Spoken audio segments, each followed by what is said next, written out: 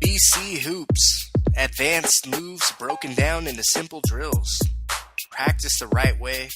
Practice the best way, where practices are harder than your games. BC Hoops strategically personalizes your basketball workouts. Same-day improvements, plans to implement on your own. Written down for you to keep. Call, text, or email your coach on any day. Video chat also available for those outside San Diego County. We go above and beyond. Now take your game above and beyond. Prioritize your passion. Don't just get by. Tap into your potential. We'll shed a light on the potential that you don't even notice. You want to be in the team rotation? Want to be a starter? Want to play in college or overseas? We want you to get better. Don't just go shoot around without a purpose. BC Hoops. The most passionate coaches you'll come across.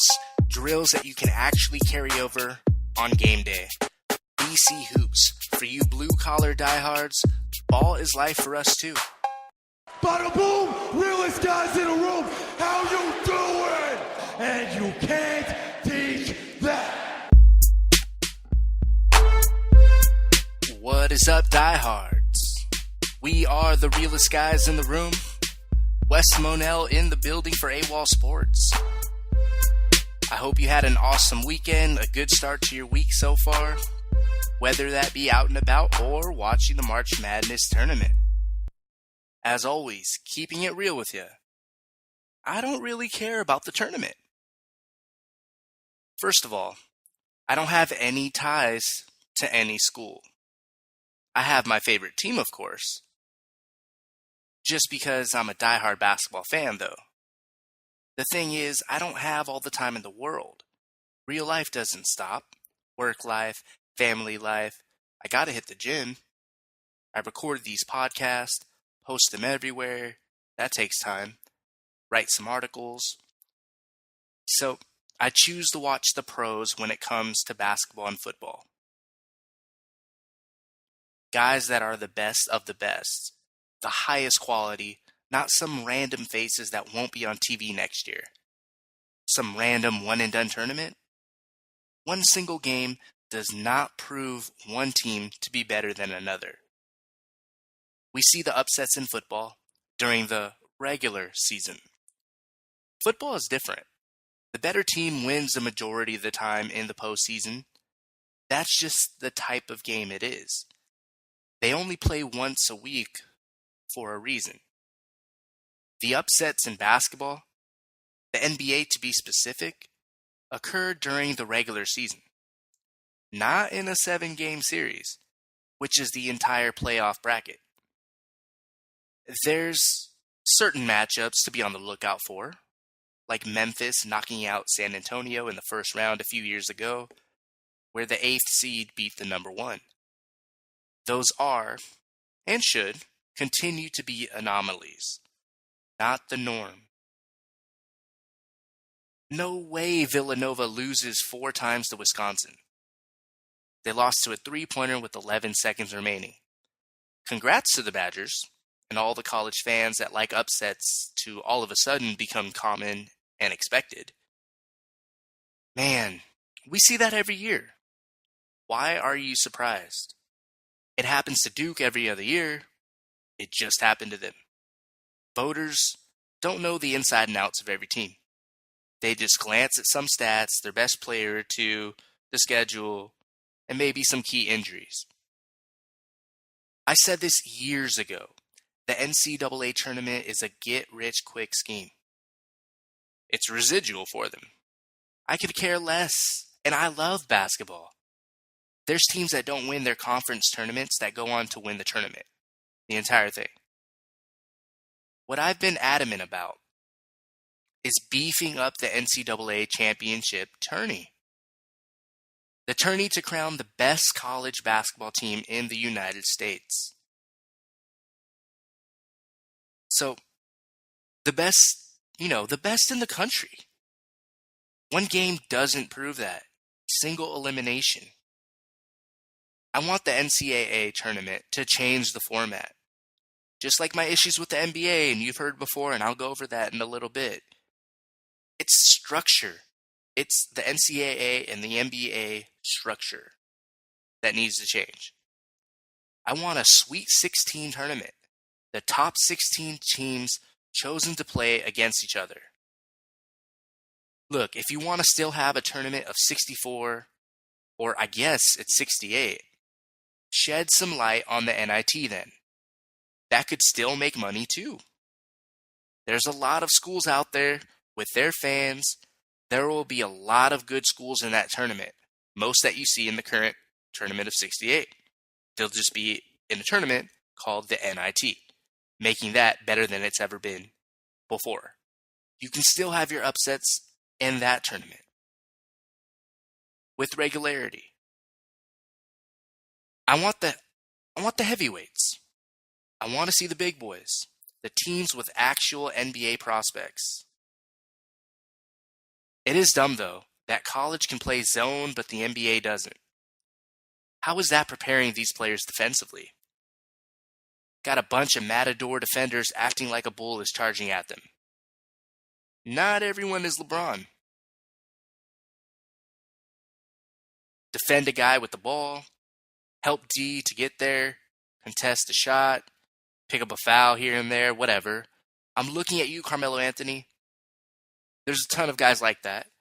That's a different topic in itself. The Sweet 16 tournament, back to that. To crown the NCAA champion. The best 16 teams playing in a 3-game series. You gotta win 2 out of 3. I'm not asking for the NBA style of 7-game series.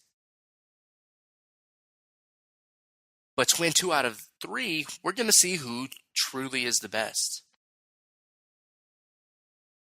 We'll watch better basketball. Can you imagine the championship series? Best 2 out of 3. No debate after that.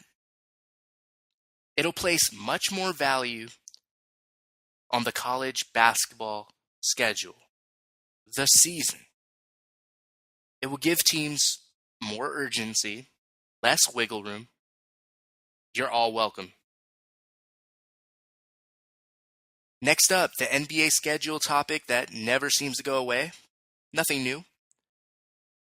But when a championship head coach speaks out about the schedule after a blowout victory, he won.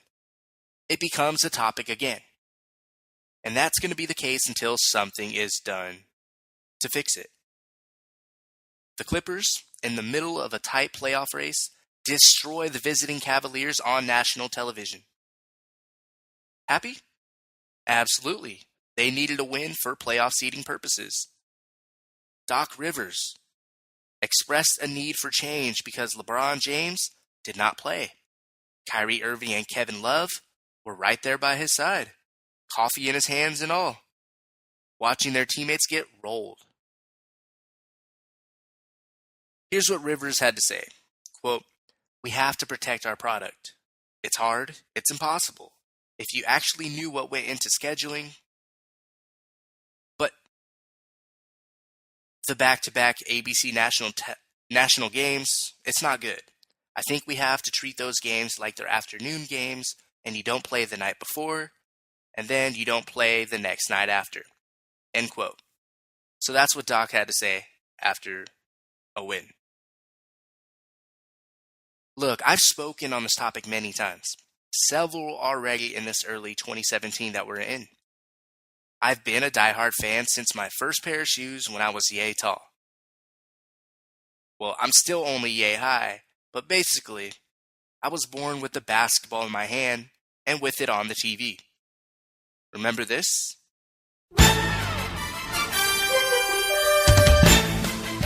This is Kevin Harland. We are live in Los Angeles.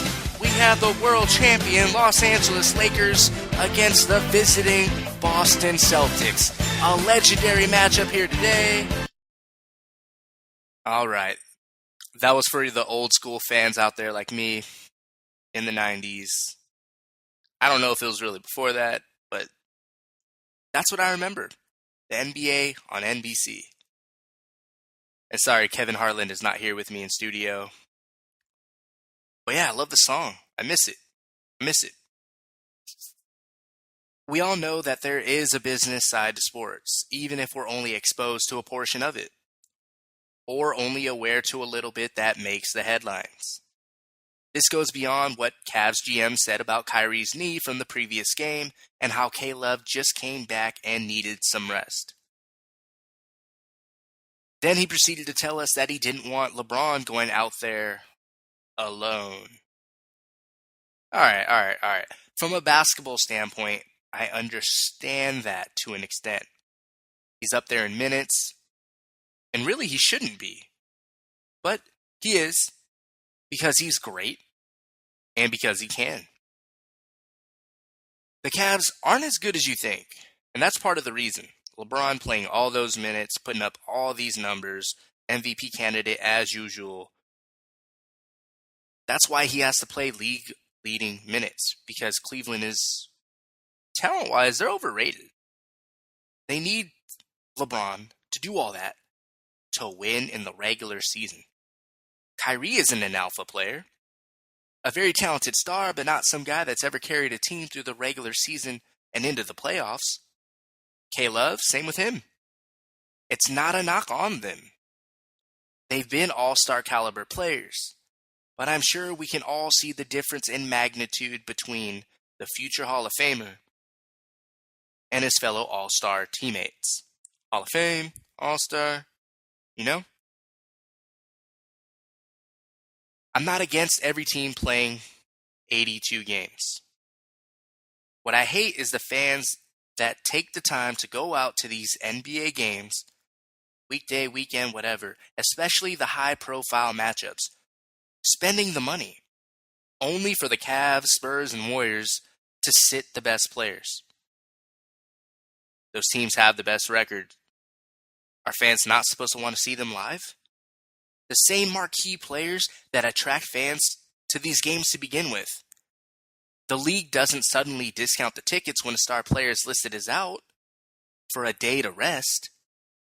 Business is still business.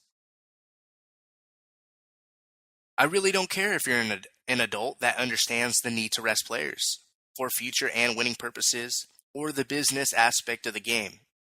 It's a sport that we grow up with, watching, playing. We love basketball. It's still a game at the end of the day.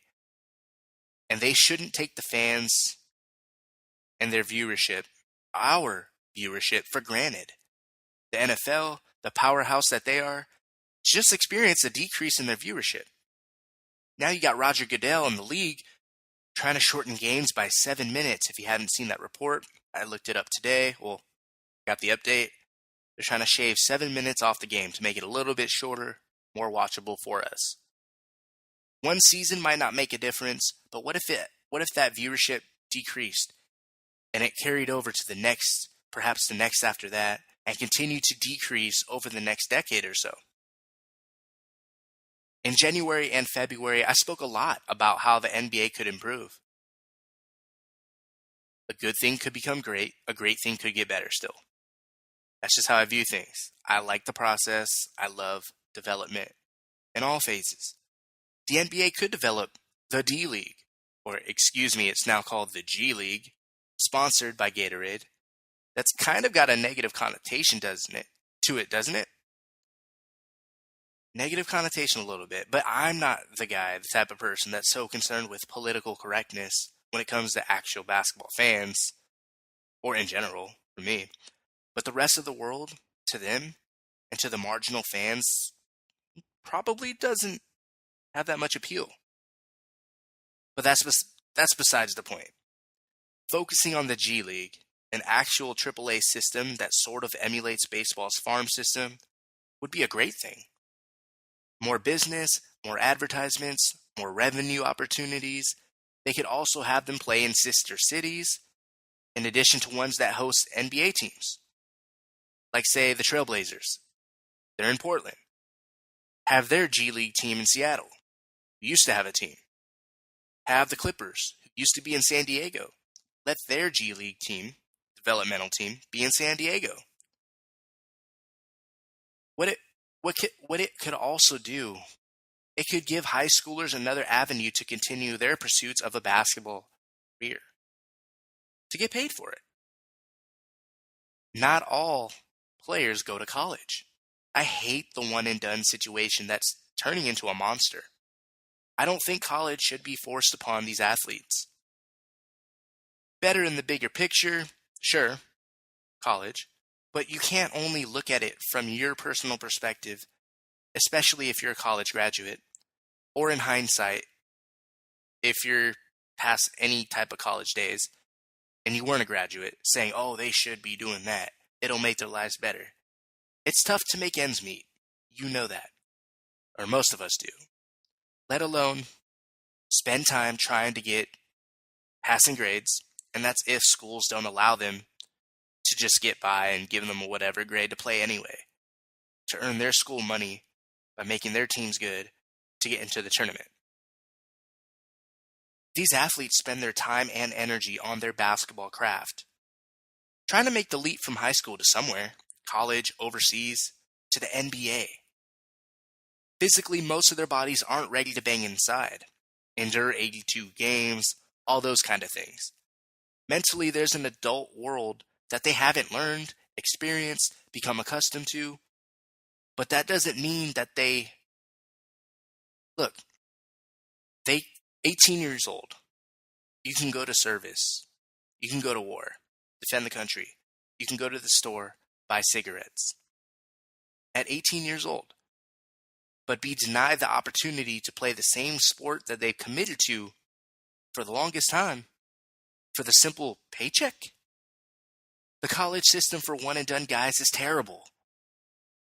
I don't know why the NBA even has that 1-year rule. It doesn't make sense. It doesn't add up. Why help the NCAA? They care so much about expanding in the future, the NBA that is, to Europe, Mexico, maybe other parts of the U.S., places that used to have a team, places that they do their market research and they feel a team would do well there. The things they do over in China, on the other side of the country, beef up that damn G League. It's called the Developmental League, or was, for a reason. You don't think that circumstances change everything for someone? There's a ton of people with high-level ability out there that fall between the cracks. Instead, in their late teens and early 20s, not a lot, but some leave their natural, comfortable habitat like Emmanuel Mudiay, out of high school to play overseas. Wilson Chandler, J.R. Smith, NBA players that went over to China. How many people do you personally know made a bold move like that overseas or to Mexico, to China, without knowing a single person or a single place? They might have brought maybe someone with them if they can even afford that. But I hope you get what I'm saying. These guys can stay here. Instead, try out for the D League, or the G League, excuse me. I'm still going to call it the D League. That's the purpose of it. And it should be expanded to have one per NBA team. One minor league team per major league team, essentially. Instead, most NBA drafts are 90% unknown and so-so in high-level talent. Bust left and right because they don't develop, no farm system. And at the highest level, patience, it's thin. Money, business, not a lot of patience. Coach is gone in a couple years. And careers that last the blink of an eye for some players. It's a lot of unnecessary stuff. Plus, you cut out the middleman when it comes to overseas teams.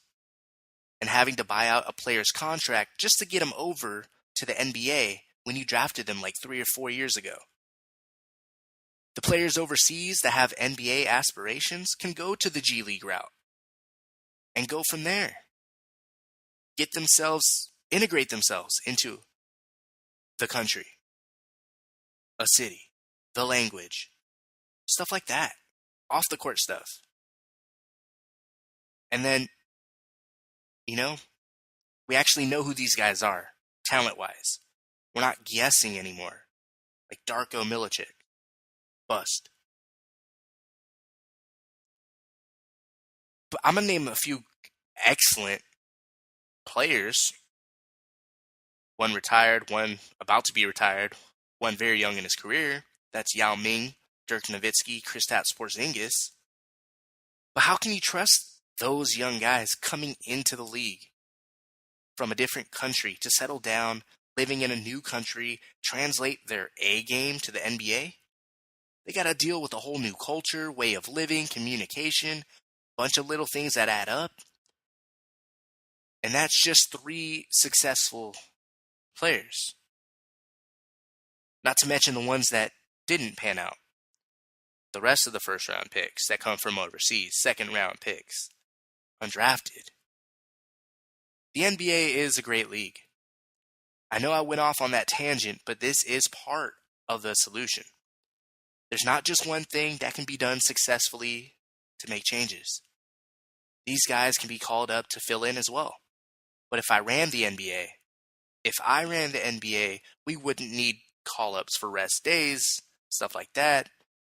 But we'd have a developmental league, and we'd have that, at the very least. Resting is such a worry for people. You can call up guys from the G League to fill in. But I mean, most of the games during the regular season are whatever.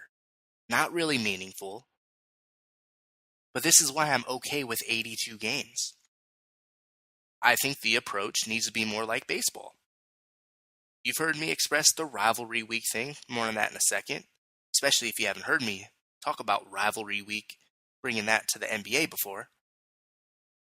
But I mean, space the games out. Less back-to-backs, or even eliminate back-to-backs. There's a way. They can make it better. There is a way. The rivalry week thing that I keep bringing up, obviously I believe in that. 3 or 4 weeks over the course of the season, spread out, multiple rivalry weeks. So, by scheduling teams to go through these mini battles, egos come into play, pride, teams are going to not want to get swept. Revenge. We might see multiple overtime games in a series, like Boston and Chicago gave us in the postseason years ago. There's a lot of playoff series I don't even remember. Don't even get me started on regular season games. You might actually know who Nikola Jokic is. One of the best centers in the game, putting up several triple-doubles just since the All-Star break. I had a buddy of mine ask me what team he played for. Man, this is one of the best players in the game. Unfortunately, the Denver Nuggets. Not popular. It's a players' league right now. I want to make it a team league. Players are always going to get theirs. Their jersey's going to get sold. They're going to be talked about on TV. That's never going to end. That's not a concern of mine. Put these rivalry weeks in, players are going to stand out. Players that stand out to the diehards like us. But you might notice Drew Holiday stepping his game up in a contract year, sure. But you still got to go out there and play and put up these numbers. 3 straight games against the same foe. That's going to bring out a lot out of each team. It really is. That would be amazing. And I would hope you can all see that. If not before, I hope you can see it now. Because there's a lot of games we just don't care about. How about more rest days in between games? Back to that. If back-to-backs are such an issue, like I said, eliminate those as much as possible, if not entirely. Seriously. Don't make the fans at the arena suffer. Or on TV that are so dedicated to the product, TNT, ESPN, I'm watching those channels. CSN, if that's what you have. NBA League Pass, if you're subscribed to that.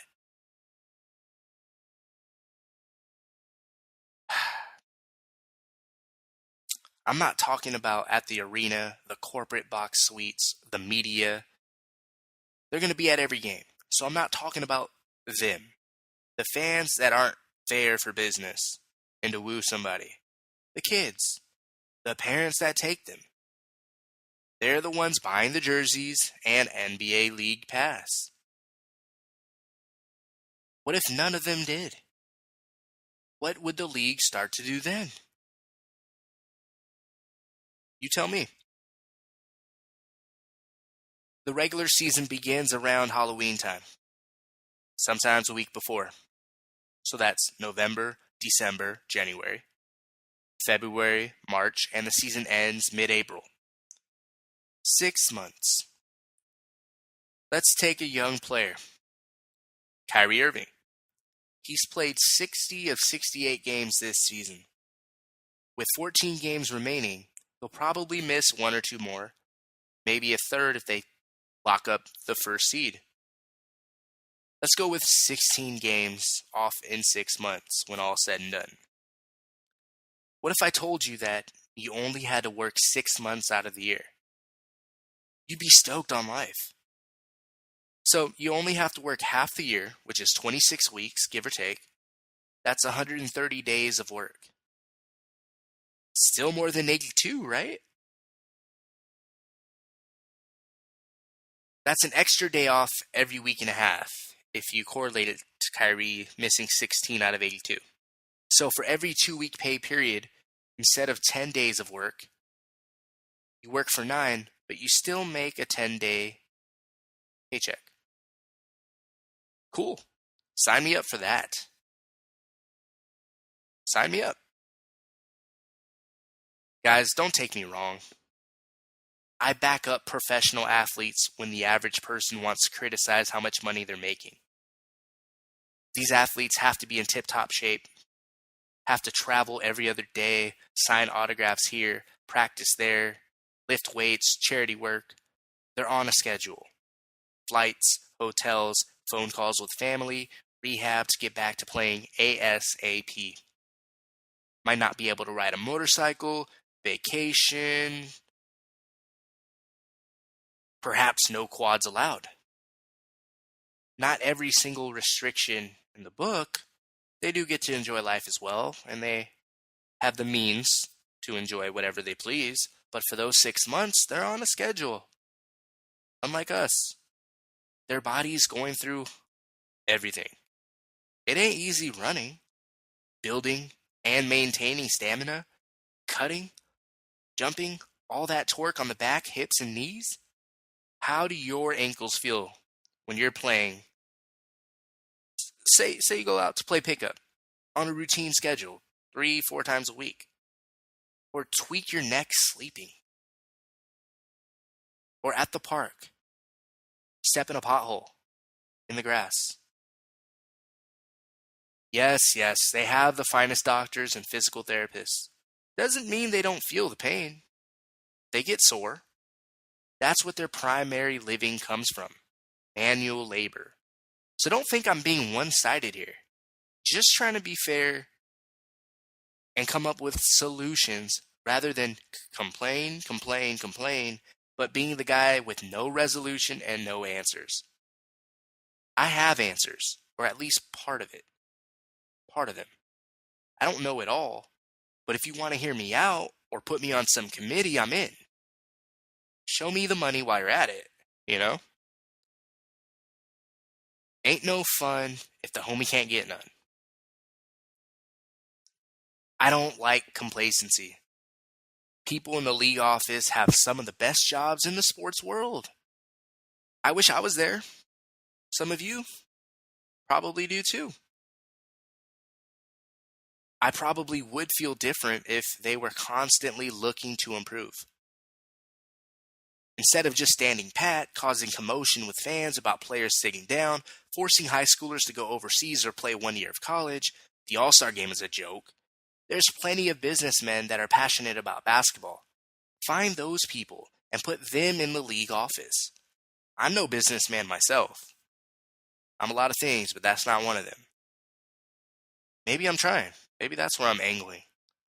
Someone, though, with entrepreneurial ideas and skills, a passion for hoop, and creativity to share with you.